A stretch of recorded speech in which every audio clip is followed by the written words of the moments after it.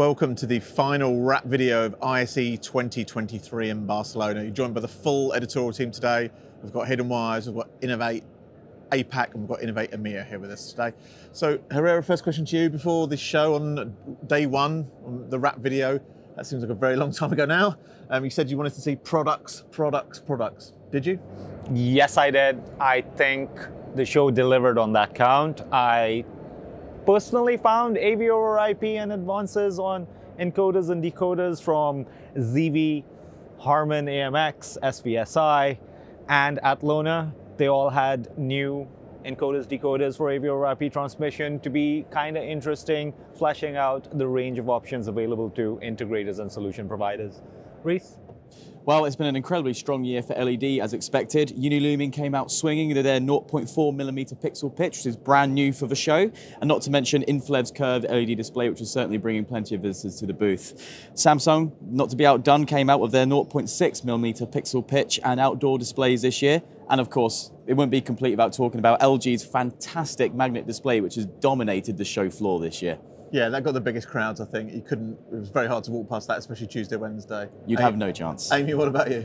Yeah, the residential side's done really well this year. It was great to see a bigger presence here, actually, in Hall 2 this year. Lots of new products. The home entertainment industry is booming, and there's lots of, home cinema screens, audio. The demos in that room with all the new, process and technology. Going to shout out Trinov Audio for their demo with their new processing technology was pretty awesome. So yeah, lots to see there. Yeah, in terms of projection, I kind of had a look.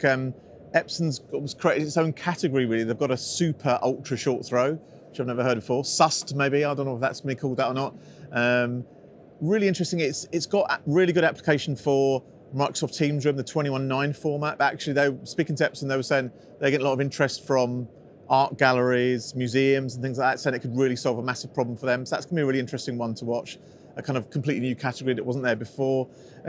Amy, you touched on it there about the kind of industry and stuff. How do you feel the sort of economy is in your market right now? What's the feedback you're getting when you talk to people on the stands? It's booming. It's done really well. I mean, we've spoken about the pandemic so much in the last couple of years, but it really has done the world of good for the home technology market. And like I say, home entertainment. People have all of a sudden got all this money that they want to spend in the high-end entertainment, high-end home market, and they're investing in hi-fi, home cinema, and they want that in their homes, that experience. And I think it's absolutely reflected here with the amount that's being shown here and demoed, and yeah, it's definitely doing really well. Yeah, Reese, what's the feeling you're getting from exhibitors?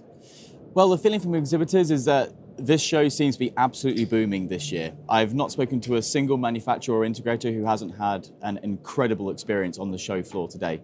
But it's not just about the exhibitors on the floor today. We've also seen innovation in other areas as well. I made myself down to the Avixa hiring event, which saw more than 20 companies speaking with more than 60 students who are looking to break into the AV industry. So it's clear there is progress being made and that the industry is addressing these fundamental questions that we have wrestled with for a number of years. And it's so fantastic to see.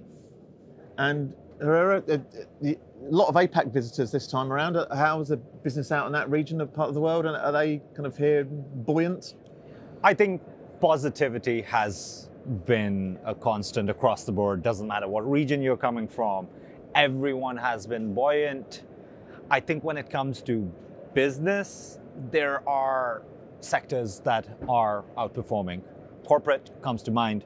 Hall 2 and Hall 3, with technologies that kind of focus on creating that meeting room experience, have been absolutely buzzing. And it was good to see Microsoft, Cisco, Zoom be present, because they are central components of the experience that we're creating, and AV needs to have a conversation with them. Jumping over to attractions and spectacles, it is something that was hit a bit harder perhaps during the pandemic years, but now it's back.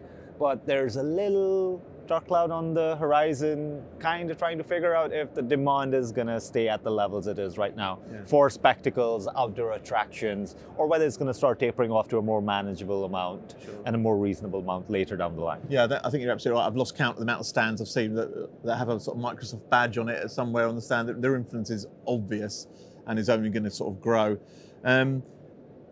Amy, we've talked about the kind of the industry in general, and that seems to be performing really well. How's the show been for you in terms of an experience and a kind of 4-day event? Yeah, I was pleasantly surprised this year to see how busy it was. I mean, last May, kind of a dress rehearsal. I think that's fair. Yeah, it was a great show last year. I would say that, but this year was just something else. I think seeing the halls bustling so much that you can't really get through. I mean, you said earlier walking past the LG stand was impossible, and that's exactly what we want to see. Like I say, residential hall 2 has been exactly the same, and it's just attracted so many people, and what we're hearing is just brilliant things, and it's an exciting time. I think it's only going to grow. Yeah, I think it's been really good.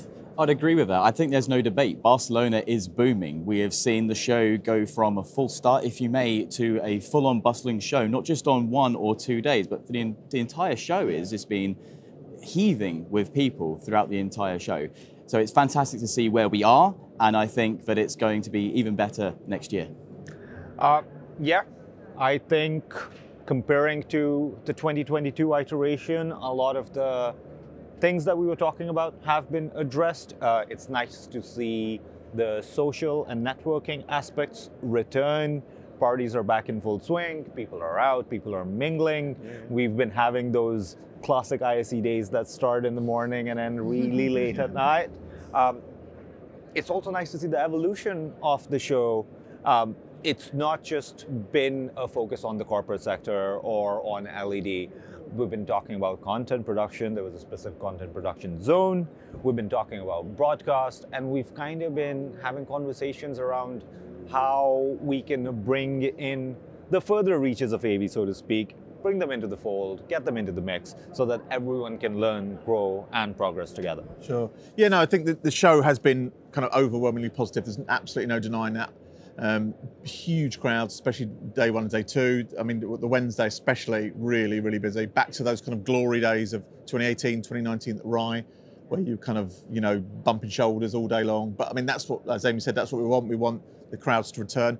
I think one small negative I have to mention, we kind of complained about the lack of paper passes last year, and we've got them this year, which is great. I think there were definite crowd problems getting in and out on the Tuesday and the Wednesday that need to be addressed.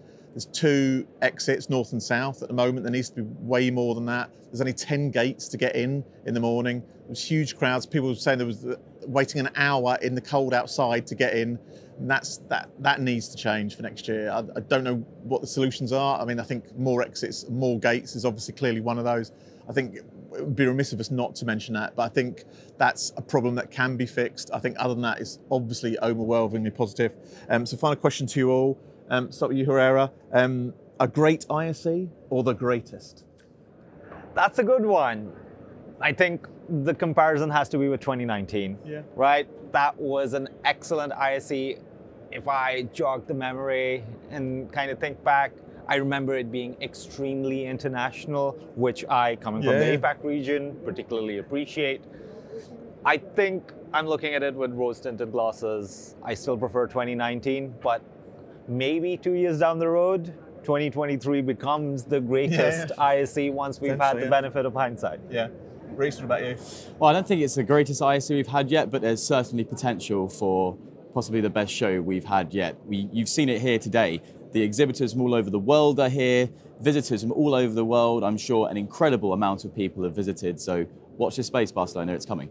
Amy, finally to you, great or greatest? I have to agree with both of you. Great. I think we've been through a lot the last few years, and I don't know if we expected it to be this good yet. I think we expected maybe another year for build up, but it has still got a way to go, but it was pretty good this year. Yeah, and I think I'm total agreement with the three of you. I think it's in the conversation of greatest. I don't think maybe we can crown it the greatest just yet. I think obviously the crowd problems, as I mentioned, there aren't a huge amount of new products, but that's kind of, we know that's supply chain issues. They will be solved, hopefully, by next year. I'm pretty sure they will be.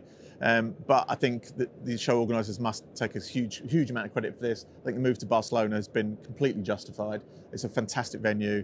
It's modern. It's a lovely city to be in and move around in. So I think majoritively overwhelmingly positive. Many thanks for joining me, and thanks for joining us for this wrap-up video. We hope you had a great ISE 2023, and we'll see you next year, ISE 2024.